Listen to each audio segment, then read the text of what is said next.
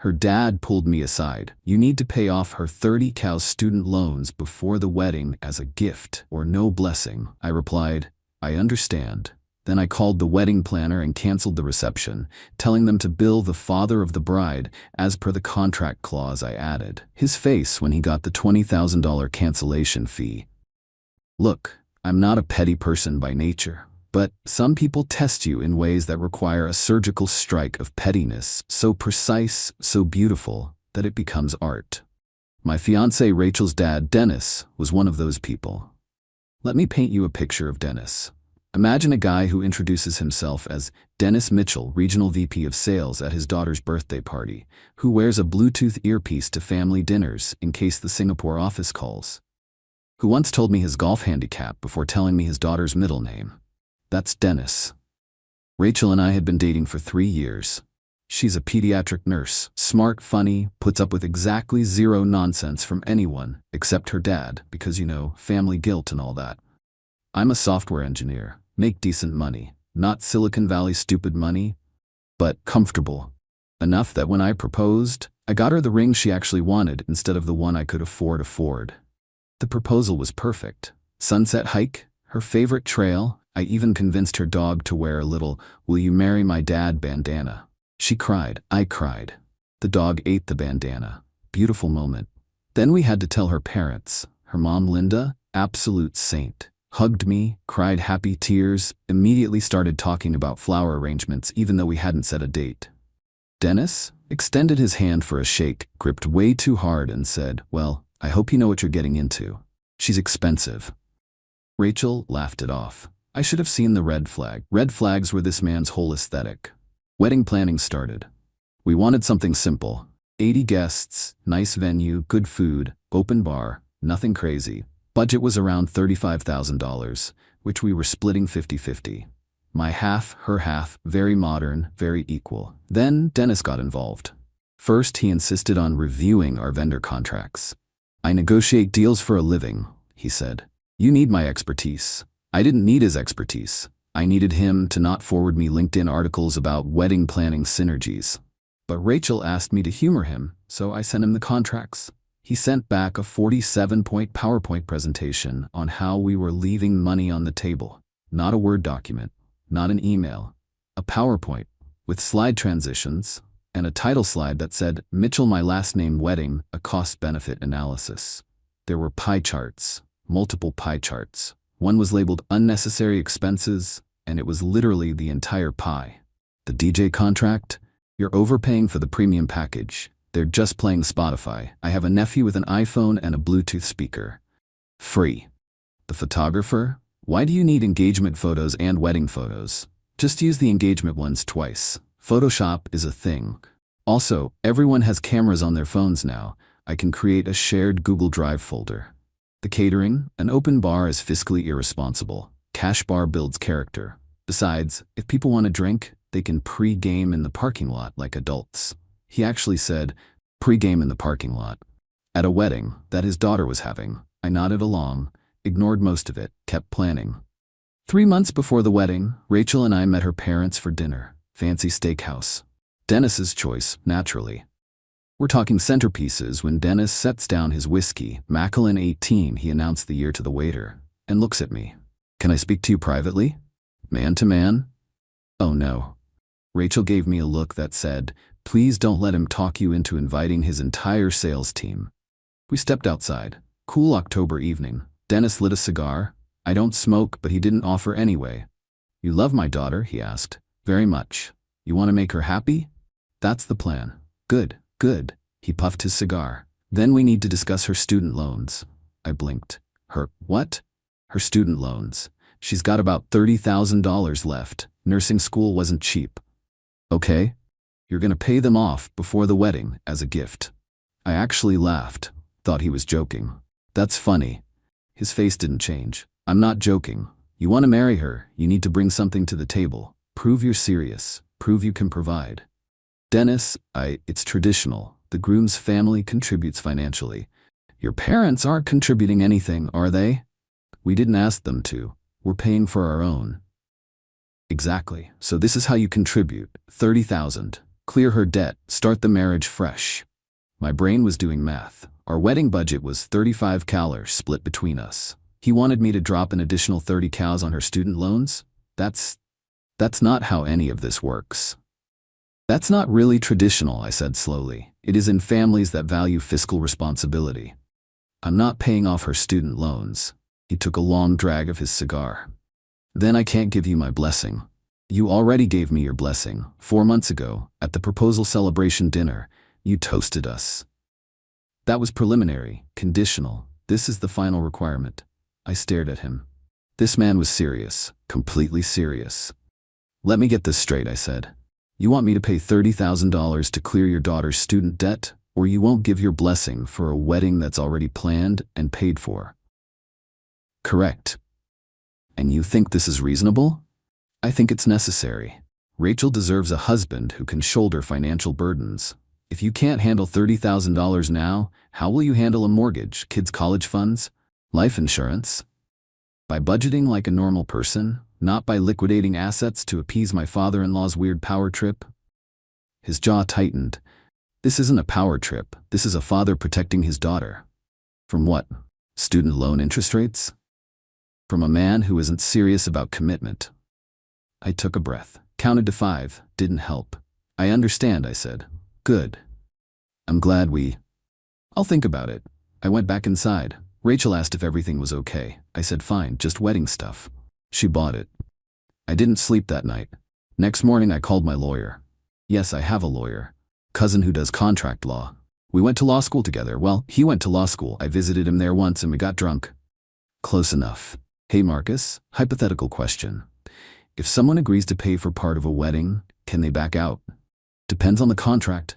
Why? I explained the situation. Dennis, the demand, the blessing hostage situation. Marcus was quiet for a moment. Then, oh, we're gonna have some fun with this. Here's the thing about wedding contracts. Most people don't read them. They sign, they pay deposits, they move on. I read everything. Occupational hazard of being a software engineer. I've debugged enough code to know that details matter. Our venue contract had a standard cancellation clause. 90+ days out, you lose your deposit. 60 to 89 days, you lose 50%. 30 to 59 days, you lose 75%. Less than 30 days, you pay the full balance. But there was another clause, a fun one I'd specifically requested when we booked. Section 8.4. In the event of cancellation, all outstanding balances and fees shall be billed to the party listed as financial guarantor in Section 2.3. Section 2.3, when we'd filled out the contract, had a line, financial guarantor if different from contracting party. I'd written Dennis Mitchell, father of the bride. Why? Because Dennis had insisted on being copied on all vendor emails. Oversight, he called it. And when the venue coordinator asked if anyone else should be listed as a point of contact, Rachel said, "Oh, my dad wants to be involved." So I involved him. Legally. The venue contract was in my and Rachel's names, but the financial guarantor? That was Dennis. At the time, it was just to annoy him with invoices. Petty? Yes. Prophetic? Very. Now, it was leverage.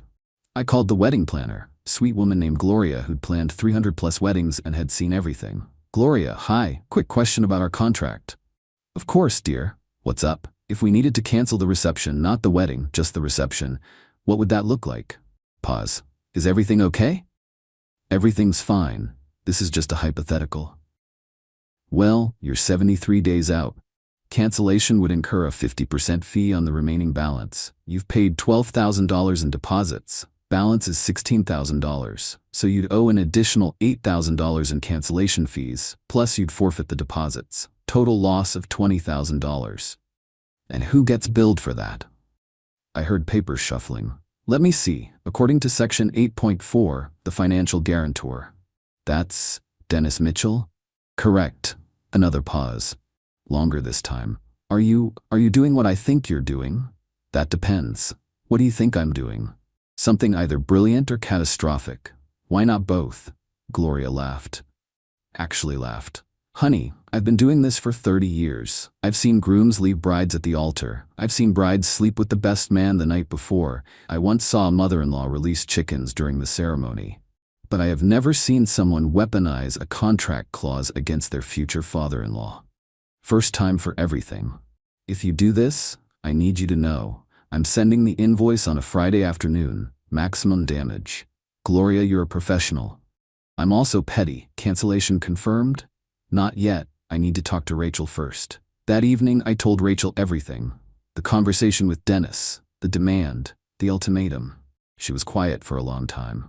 Then, $30,000? Yep. To pay off my student loans? Yep. As a gift to prove you're serious? That's what he said. And if you don't, he won't give his blessing? Apparently his previous blessing was conditional. Rachel set down her wine glass, picked it back up, drank the whole thing, set it down again. I'm gonna kill him. Get in line. No, I'm serious. I'm gonna go over there right now and explain to him exactly how insane this is. Or, I said, we could do something more fun. I explained the contract clause, the financial guarantor, the cancellation fee. Rachel's eyes went wide, then wider. Then she started laughing. Not polite laughter. Full, bent-over, tears-streaming laughter. You're gonna stick him with a $20,000 bill? Only if he doesn't back down.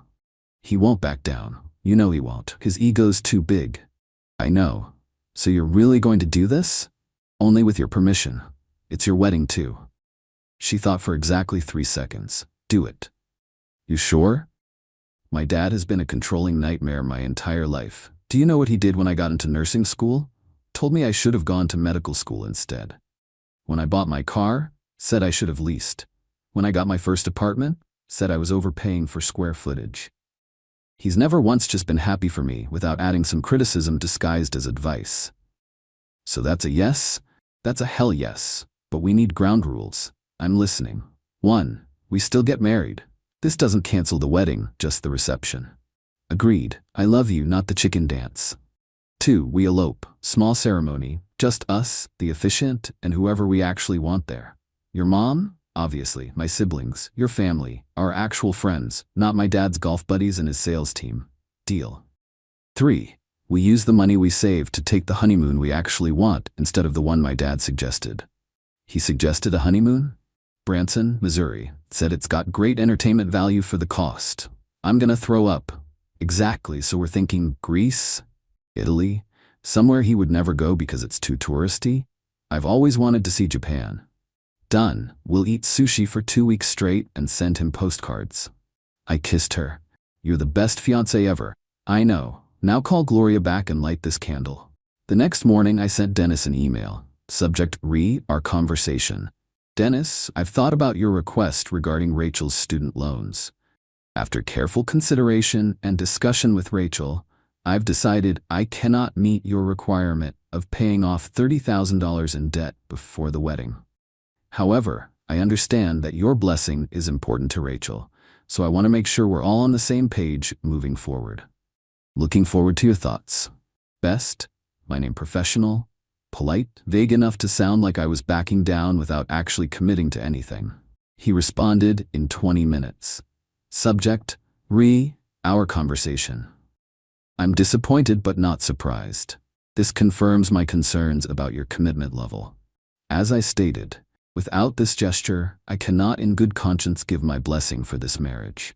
I suggest you reconsider your priorities. Dennis Mitchell, Regional VP of Sales, LinkedIn profile. His email signature was longer than his message. Of course it was. I forwarded it to Rachel with the subject line, permission to fire. She responded, weapons free. I called Gloria. It's time. Oh, this is exciting. Confirm cancellation of reception services effective immediately? Confirmed. And I'm billing Dennis Mitchell, financial guarantor, for the full cancellation fee of $20,000. That is correct. I'm giddy. This is unethical how giddy I am. Gloria, you're a consummate professional. I'm about to ruin this man's Friday afternoon. I'll send the invoice at 4:47 p.m., right when he thinks he's coasting into the weekend. You're an artist. I know. We hung up. I called the officiant. Small ceremony, still on the original date, just at a local park instead of the big venue. She was thrilled. Intimate weddings are my favorite anyway, she said. Then Rachel and I called her mom. Hi, Linda? Yeah, we need to talk about the wedding. There's been a change of plans. We explained everything. The demand, the contract, the cancellation. Linda was quiet for approximately 5 seconds. Then, Can I be there when he opens the invoice? Mom. What? Your father has been insufferable about this wedding. They're overspending. They should do it my way. I could have negotiated better rates. Meanwhile, he's the one who insisted on inviting 40 people we barely know. This is karma. So you're not mad? Mad? Honey, I'm proud. You found a man with a spine. That's rare in this family. Rachel started crying, happy tears this time. We invited Linda, Rachel's siblings, my family, and about 20 close friends to the new wedding. Told them to keep it quiet. We'd explain later. Friday, 4:47 p.m. I was in a meeting when my phone buzzed. Rachel texted, Gloria just sent me a screenshot of the invoice. It's beautiful. The invoice was indeed beautiful. Professional, itemized, clearly showing the cancellation fee breakdown, and at the bottom in bold, amount due, $20,000. 00, payable by Dennis Mitchell, financial guarantor. My phone rang at 5:03 p.m. Dennis? I let it ring, texted Rachel, he's calling. She responded, don't answer, let him simmer. He called 4 more times, left 2 voicemails. Both were just angry breathing. The second one had what sounded like him punching something, possibly his desk, possibly his car. I hope it was his car. Then the text started. 5:08 p.m. Call me now. This is unacceptable. I will not be extorted. This is illegal. My lawyer will be contacting you. Actually, my lawyer is on vacation. But when he gets back, you're going to regret this. Rachel and I were reading them out loud, cackling. It was better than Netflix. At 6:30 p.m., he showed up at our apartment. Rachel answered the door. I stayed in the kitchen, listening. What the hell is this? He was waving his phone. His face was red, not regular red, tomato red, fire engine red. Red like he'd just discovered his blood pressure medication was a placebo. What's what, Dad? This invoice, from the wedding venue, says I owe $20,000. Oh, that. Yeah, we canceled the reception. You can't just cancel. We can, actually. Already done. And bill me? You're the financial guarantor. Says so in the contract, section 8.4. I never agreed to that. You told us you wanted oversight. You insisted on being copied on all vendor communications. We added you to the contracts per your request. This is what oversight looks like. I walked into the living room, casual as possible. Hey Dennis, how's it going? His face was purple. Actual purple. You did this. Did what? This contract trick. I signed a standard venue contract. You insisted on being involved. We involved you. This is fraud. It's actually just contract law. You should read the fine print. I mean, you're the one who always says details matter in business, right? I'm not paying this. That's between you and Gloria. She's the wedding planner, great lady, very professional. I'm sure you two can work it out. I'll sue you. For what? Executing a contract you agreed to? Good luck. Rachel stepped forward. Dad, you had a choice. You could have just been happy for us, supported us, shown up and enjoyed the wedding like a normal father. Instead, you tried to extort my fiancée for $30,000. So yeah, we canceled the reception you were so concerned about. We're still getting married, just without the circus. Where? None of your business. Rachel, no, you don't get to make demands anymore. You either pay the invoice and deal with the consequences of your own greed, or you dispute it with Gloria and explain to a judge why you think your daughter's fiancé should pay her student loans as a wedding gift. Either way, I'm done. Dennis looked at me, at Rachel, back at me. You're both insane. We're both done with your bullshit, Rachel said. Now leave. He left. The wedding was 2 months later, small ceremony in a park, 25 people. Rachel wore a simple dress she bought off the rack for $300. I wore a suit I already owned. The officiant cried. Rachel's mom cried. I cried. The whole thing cost less than $2,000. It was perfect. Dennis didn't come. Linda did. She brought champagne and a card that said, "Congratulations on marrying up, sweetheart." It was addressed to me. We used the money we saved to book 3 weeks in Japan, stayed in tiny ryokans, ate street food, saw temples, didn't check our phones. Best part, we sent Dennis a postcard from Tokyo. It said, "Having a wonderful time. Wish you were here." Just kidding. Thanks for funding our honeymoon with your cancellation fee. The sushi is amazing. Rachel and my name. Linda later told us he threw the postcard in the trash, then fished it back out and kept it in his desk drawer. He looks at it sometimes when he's mad, she said. I think it reminds him what happens when he overplays his hand. When we got back, Linda told us Dennis had paid the invoice. He fought it for a week, then his lawyer told him he'd lose in court and pay even more in legal fees. He wrote the check, but he's not speaking to you. How will we cope? Rachel said. We bought a house 6 months later. Didn't tell Dennis. He found out through Facebook. Sent a message. You should have consulted me on the mortgage rate. Rachel blocked him. 2 years later, Rachel got pregnant. We told Linda first. She cried happy tears, immediately started planning the baby shower. We told Dennis last. Not because we're cruel, but because we genuinely forgot. His response: make sure you set up a 529 college fund. Education is expensive. Rachel responded, thanks for the advice. We'll be sure to make you the financial guarantor. He didn't reply. The baby was born in March. Beautiful, healthy, perfect. Dennis sent a card with a $50 savings bond. The card said, for her future education expenses, plan ahead. Rachel framed it with the caption, irony. We still laugh about the wedding, about Dennis's face when he realized what happened, about Gloria's perfectly timed invoice. Best $20,000 Dennis ever spent.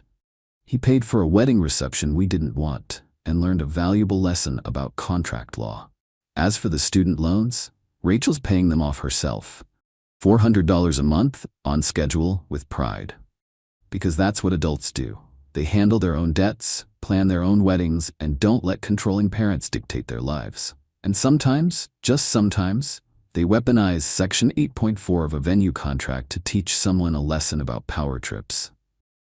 Best wedding gift I ever gave myself.